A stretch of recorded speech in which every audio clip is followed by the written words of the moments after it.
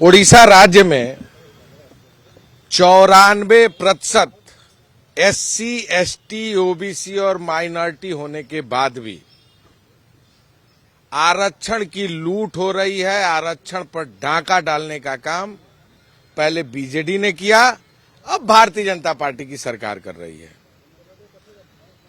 शिक्षा में इस सरकार में 0% आरक्षण है ओबीसी का, और रोजगार में ओबीसी में 11.27% ही मात्र आरक्षण इस सरकार में है।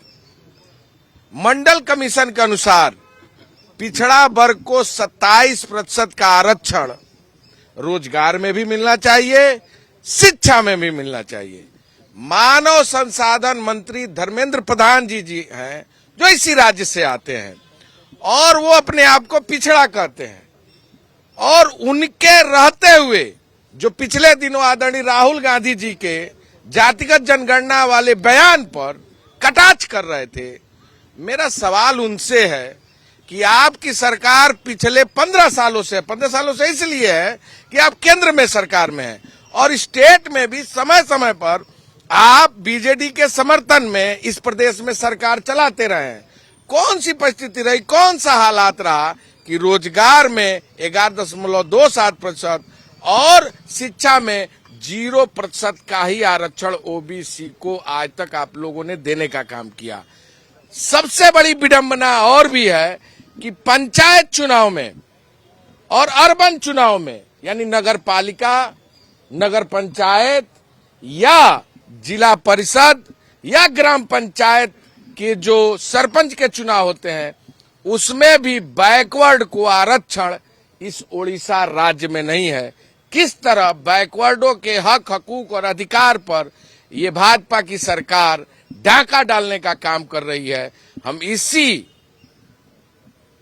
इसी के खिलाफ आज गवर्नर से मिलने आदरणीय बक्चरण दास जी, जो हमारे अध्यक्ष हैं, इनके नेतृत्व में आदरणीय श्रीकांत जैना जी, शरद राव जी और जयदेव जैना जी और तमाम हमारे लीडरों के साथ हम लोग आए थे। और हमारी यह मांग गवर्नर साहब से रही है कि ओबीसी को शिक्षा में 27% और रोजगार में 27% और पंचायत चुनाव में भी आरक्षण की व्यवस्था, अर्बन चुनाव में भी आरक्षण की व्यवस्था ये सरकार करे।